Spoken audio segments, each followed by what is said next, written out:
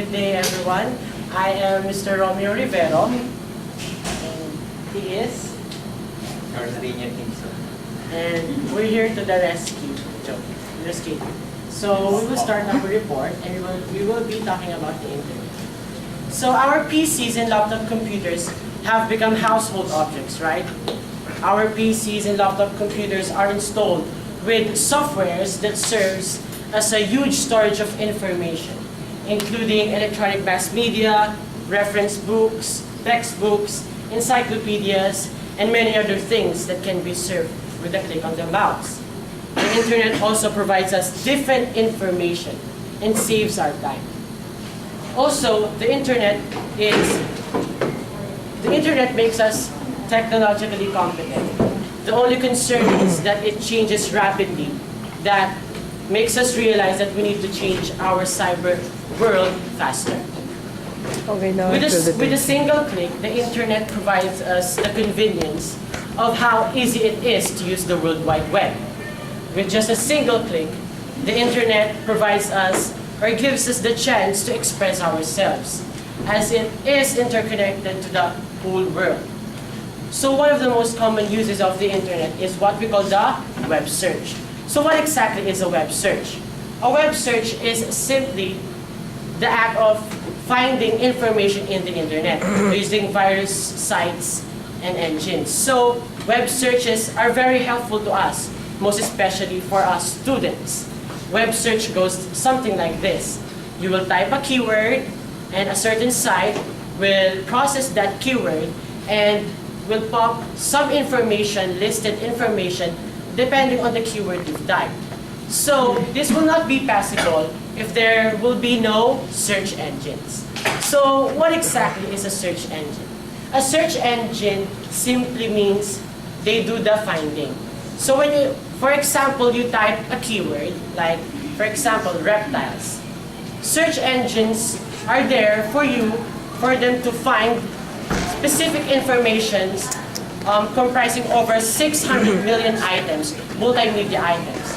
And they will show you a list of information, including from encyclopedias, different experiences, or different ideas from different people. So that's what search engines do. Next will be the subject directories. So what exactly is a subject directories? Subject directories means they simply separates your queries from its designated classifications. For example, the internet. So, for example, the internet gives us the sections of entertainment, sports, something like that. So the subject directories are there for them to classify different categories for your easy searching. So one example of a subject directory is the Yahoo directory. So Yahoo directories provides us the entertainment section wherein you can find different upcoming movies, different Hollywood, showbiz topics, or all sorts of stuffs about the internet. So the Google is also an example of a search engine. So Google is there for us to have the convenience of easy searching. So Google provides us different information with just a single type and click. So those are the examples of web searches. So web searches, there are search engines and subject directories. So is that right, Mr. Tingson? That's right. Oh, there's a head again. Moving along, we will arrive at some websites that offer assistance in certain topics. Oh, yeah. Solving for x on a quadratic equation seems to be a bother, especially if you don't know anyone who is capable of answering the problem. So, we log on onto the internet, use that search engine previously discussed to search for forums that specializes on algebra. Some forums may require membership, so be sure to have an email address ready as your pass. After that, create a new thread wherein you will write your problem and wait for replies. So while you're waiting, how about let's check some blogs on cooking or performing first aid. Well, everyone should have at least have knowledge on preparing breakfast, or treating some minor injuries. Blogs are really handy when you're searching for do-it-yourself activities because they're experienced by the bloggers themselves. They can share the advanced experiences that they had so that you will have an idea on what activity you are going to do. After checking some blogs, let's go back finally for that X. Log back on that forum, check on the problem that you have posted, and see the replies. Unfortunately, no one seems to have an answer for your X. I don't know, maybe it's a very difficult question, but but the replies that are written there doesn't seem to have the value for X. So, in times like this, we call the experts. Expert sites on the internet provide answers to questions in life that are very difficult.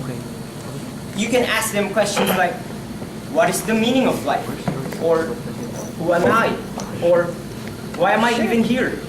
Or, when you've gone through a breakup with your boyfriend or girlfriend, you can ask them, why does my heart break every time I see my ex-girlfriend holding the hands of somebody else when it should have been mine? Ouch. Well, you can ask them that. Their expert sites are really handy because you don't have to use it personally. You're like, not unlike going to a psychiatrist or a psychologist. Expert sites provide answers to you with anonymity. Then, so since we're searching for X, we post the problem and wait for a personal response from an expert. So while you're waiting, how about let's check about blogs. So vlogs. We heard vlogs, right? We are very familiar with vlogs.